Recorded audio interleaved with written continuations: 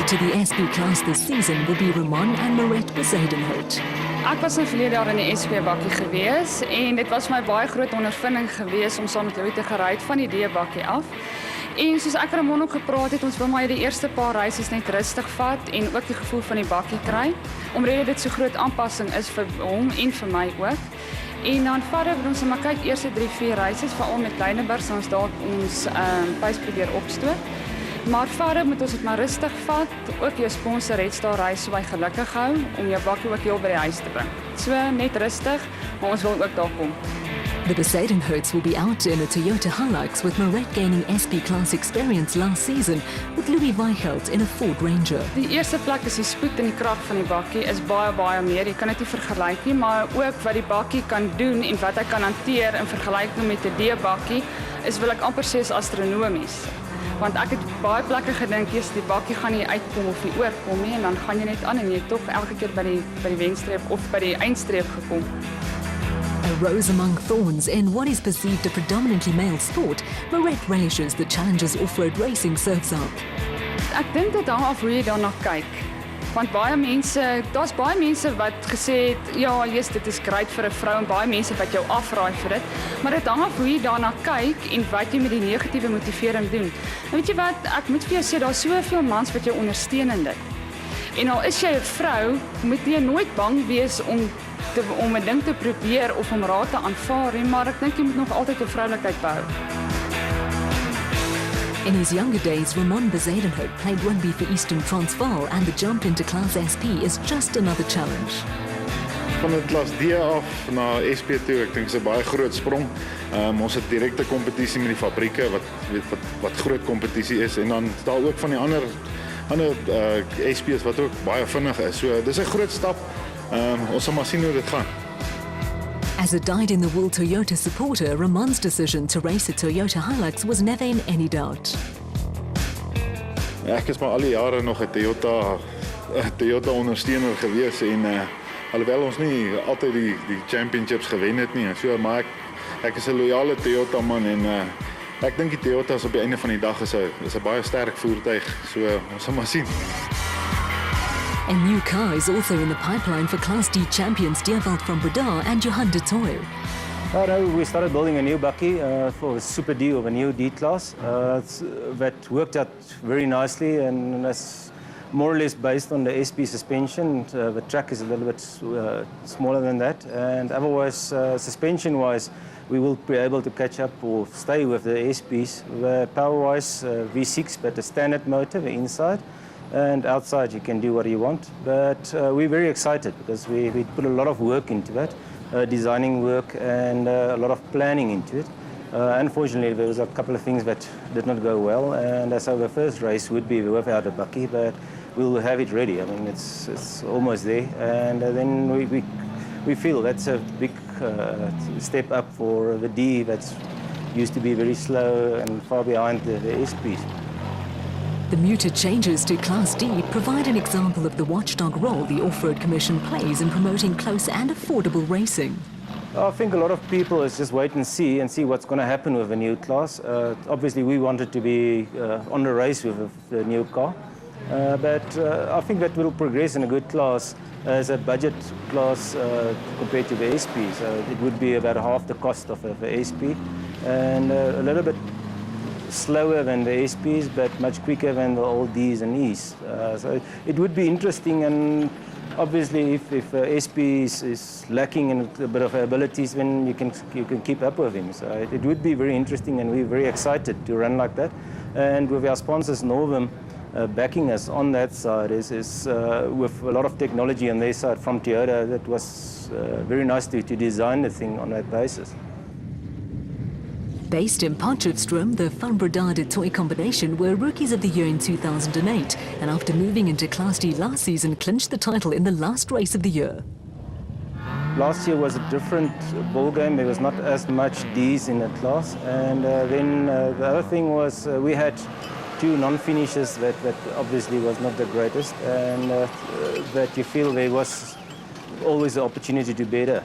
It wasn't like a last race call in the end, and that put a lot of pressure on you to finish that. And this year it would be probably a little bit more on the confidence side that you've done it, and you can just build on it.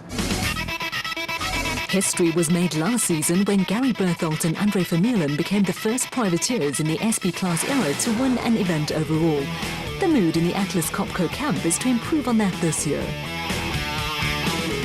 Yeah, coming out of the 2009 season, which was pretty successful, being the first privateer in the Atlas Copco Toyota Hilux, getting that award is quite a great achievement for the team. I think coming off that base, we are hoping to take the Atlas Copco Toyota Hilux to new heights in the 2010 season. It's going to be ultra competitive. I think Toyota has got a new angle with Lynn Hall in their fold as well. Hopefully some of the positives of that can rub off onto our already successful Atlas Copco team. Apart from competing in the production vehicle category, the Atlas Copco team will also be looking for success in the special vehicle category. Well, hopefully this year we've got a good chance in every single class, with Nick Harper in Class A in the Spec 4 BAT. He'll be campaigning that Spec 4 right the way through the season. In Class A this year, it will just be two-wheel drives for the first half of the year. So I think the playing fields have been leveled there a lot more. In Class P, we've got my father Bodo with a lot of experience, as everybody knows. Philip Herselman come a long way in the navigator's seat. Philip Herselman from Atlas Copco has spent some time now, so hopefully Class P will have a good showing as well. So overall, the Atlas Copco idea is to have somebody competitive in each class. The constant change in technology and development has not bypassed the Atlas Copco team. Technicians have been hard at work with vehicle improvements before the start of the season. We've done a fair amount. I must say that Kenny and Justin have put tremendous hours into the car. They've done a few suspension changes and one or two Nixon tweaks here. I don't think it's radical. I think we're going out with a pretty well-tested vehicle. We got it quite good at the end of last season.